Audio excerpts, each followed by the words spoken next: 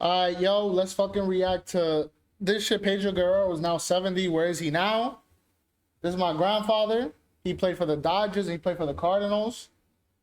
Let's see what this shit's about. The thing that makes the slider so difficult is Pedro Guerrero was a top player in the MLB in the 1970s. He quickly became one of the most feared hitters in the league. But behind the scenes, Guerrero's life took a dark turn when he got caught up in the world of cocaine. Yo, hold up. Okay, yeah, good. My fault. I had to double check some shit. Cocaine scandal didn't just harm Guerrero's career, it shattered the respect that fans had for him. But before we dive in, make sure to subscribe. In September 1999, Guerrero found himself in serious trouble when he was arrested for allegedly trying to buy a staggering 33 pounds of cocaine from an undercover agent. Holy shit, the news that was sent the year after I was shockwaves through the born. baseball world as fans and former teammates couldn't believe that such a talented player was caught up in something so dangerous. The charges were severe, and the situation looked grim for Guerrero. However, the story took a surprising turn in June 2002, when Guerrero was acquitted of the drug conspiracy charges. During the trial, his attorney successfully argued that Guerrero didn't fully understand what he was getting into. The defense claimed that Guerrero was unaware of the true nature of the deal and didn't grasp the seriousness of the situation. Yo, why are they doing this to my grandpa, The jury bro? ultimately What the agreed, fuck? and Guerrero walked free, but the ordeal left a lasting mark on his life and reputation. He was one of those who did not live an easy life. From the start, the odds were against him. Guerrero was born on June 29, 1956 in San Pedro de Macorís, a bustling town on the east coast of the Dominican Republic. Hey, Growing up DR. wasn't easy for young Pedro. During his early teenage years, he had to leave school to help support his family. His parents had divorced, and the responsibility of providing for his mother and siblings fell on his shoulders. To make ends meet, he worked in the island's rum industry, earning less than $3 a week from the backbreaking work of cutting sugar cane. Yeah, basically he was. Yeah, no, I'm telling you, bro, that's how it is in DR, bro. Them niggas dead ass. Bro, I'm telling you, I went for a job interview when I was still living over there, bro. Bro, them niggas like $2 an hour, and she was like, yo, that's the best pay you gonna get at this shit. It was a fucking call center job, bro. But bro, that's the thing with DR. DR is fire, but you wouldn't want to live there, bro. Real shit. Cause it's like you're not making any fucking. You're literally DR. Literally, you make enough money to support where you live at, maybe. But like, if you have like high aspirations for yourself, like if you want to do more, you're not gonna do it off a DR fucking paycheck, bro. It's impossible. Damn. That's why I had to come back here, bro. That's why I'm here in New York again, just grinding my ass off. It was a tough life, but Guerrero did what he had to do to take care of his family. Despite the hard work, Pedro still found time to pursue his passions. He loved playing the drums and, Yo, more that's importantly, that him now. had a deep love for baseball. On weekends, he participated in organized baseball games where his natural talent quickly became apparent. By the time he was 16, he had already made a name for himself in a local youth league, primarily playing at third base. His skills on the field were undeniable, and it wasn't long before he caught the eye of talent scout. I used to play third base too. Like when I was in my high school team, like we played. Like I didn't even get to play on any of the games. I didn't play any games, bro. I was fucking I was being a bum ass nigga. I didn't want to play because I had a temper. I thought there was this one kid on the team. He was pitching to me. a type of way, and I thought I threw my bat at the nigga, bro. Like I have a really bad temper, bro. Trust me. Like you see me, I'm chilling and shit. I have a shitty temper, bro. Same as this nigga. This nigga has me. My dad is the same way. My dad's a hothead too. These niggas all have shitty tempers, bro. One of those scouts was Reggie Otero, a pioneering figure in Latin American baseball scouting who represented the Cleveland Indians. When Otero traveled to San Pedro to check out this young prodigy, he was immediately impressed. Standing at 5'11" and weighing just 157 pounds, Guerrero wasn't the biggest player, but Otero saw something special in him. Otero noticed the broadness of Guerrero's shoulders and the potential for him to grow stronger as he matured. He had lived off rice and beans, Otero remarked, noting that with proper nutrition and training, Guerrero's physical abilities would only improve.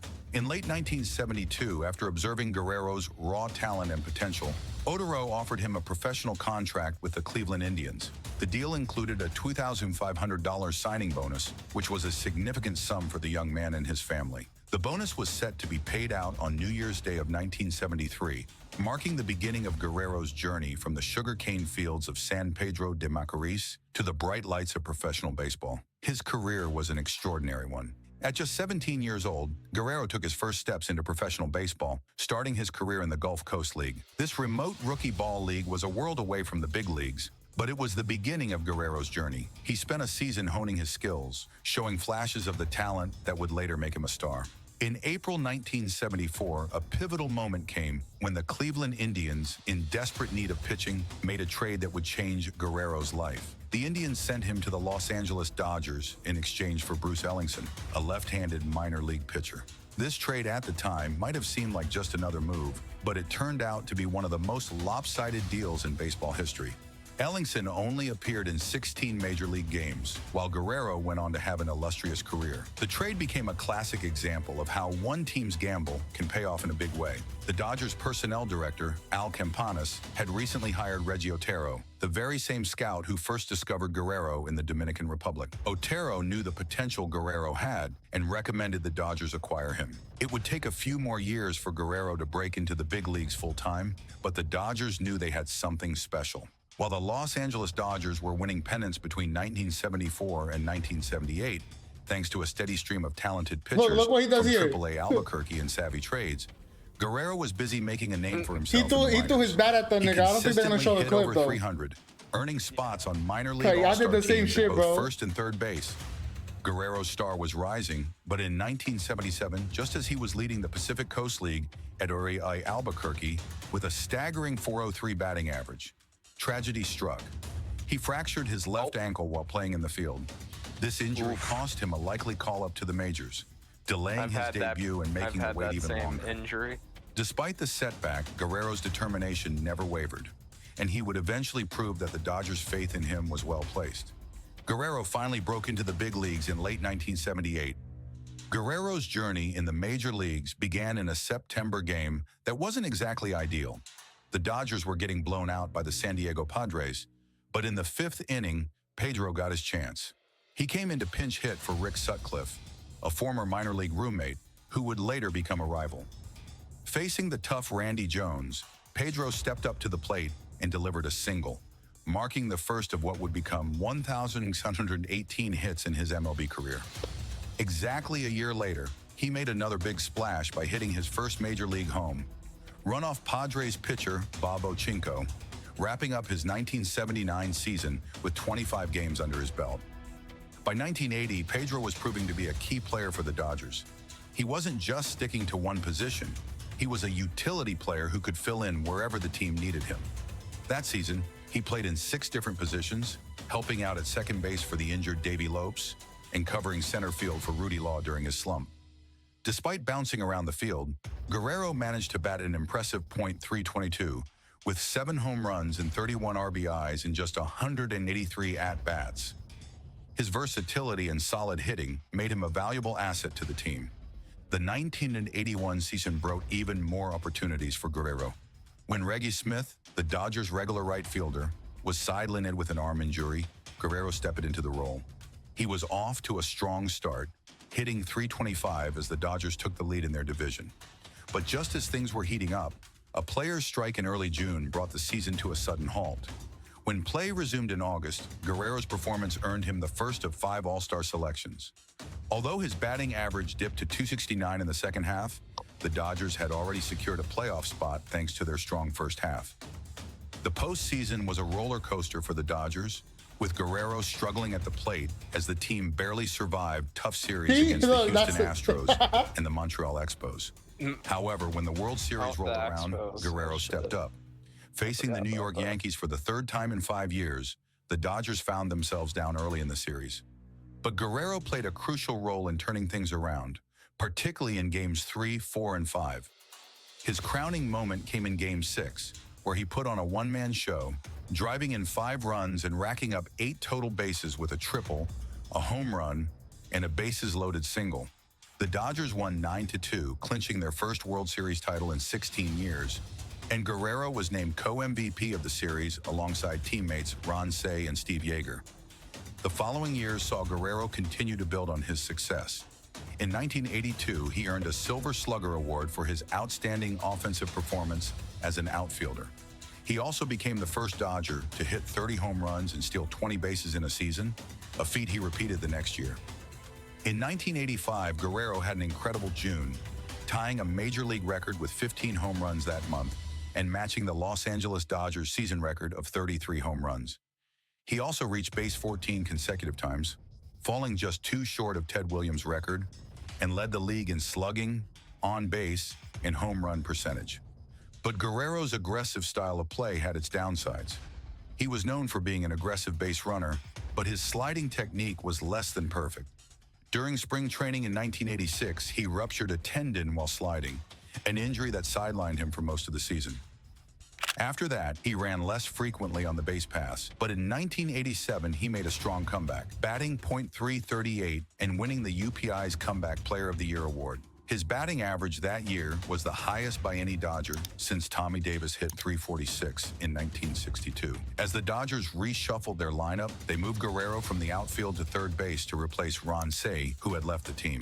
Guerrero also filled in at first base when needed. While some critics questioned his defensive skills at third, Guerrero was actually one of the best in the league at getting to the ball, proving that his value went beyond just his bat. Then came his time to retire, but he then stepped into coaching. During the Los Angeles Dodgers' memorable 1988 championship season, Pedro Guerrero's time with the team came to an end when he was traded to the St. Louis Cardinals in exchange for pitcher John Tudor. It was a significant move, as Guerrero had been a key player for the Dodgers. But the trade opened a new chapter in his career. In 1989, Guerrero had a standout season with the Cardinals. He batted an impressive .311, hit 17 home runs, and drove in a career-high 117 RBIs. His 42 doubles led the league, and his performance even earned That's his him wife some now. MVP consideration. That's my grandma now.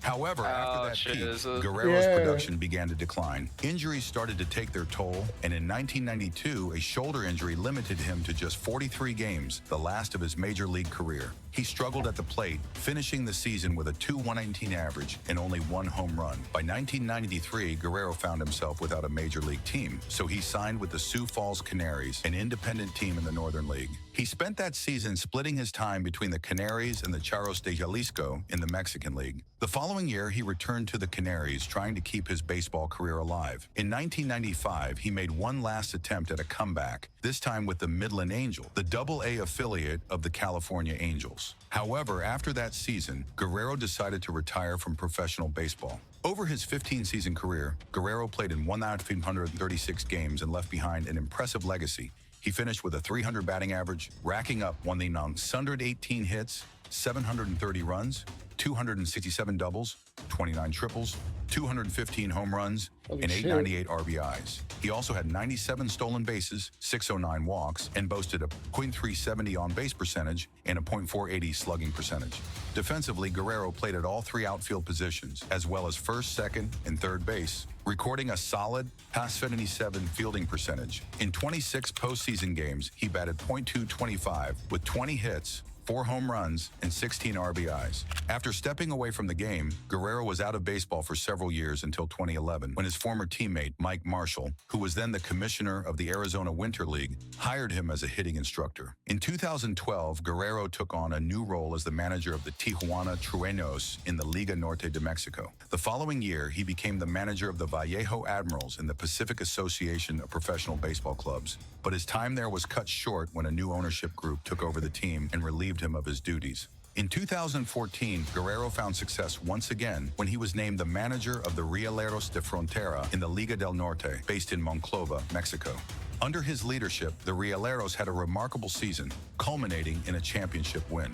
They defeated the Palau Tuzos 4-2 to claim the league title, adding another achievement to Guerrero's long and varied career in baseball. That is it for this one, but if you happen to like MLB Legends, make sure to check out our latest videos on our channel, Baseball Icons. I'm sure you will love it. Oh, and while you are at it, drop a comment telling us who to cover next, and don't forget to subscribe. Pretty good video. Yeah, no, that was crazy. I know. The thing is, because, you feel me? Like, you grow up, that's your grandfather, right? Like, as it is in my case, but you don't really know, like, everything a nigga did back then, especially me. I'm gonna be the first to admit I'm not really like a sports nigga like that. Like, I'll occasionally watch some shit. My brother and my dad are watching it, but like, I don't really like look for shit like that. You feel me? Nigga, I don't even fucking play. I've never even fucking played 2K, bro.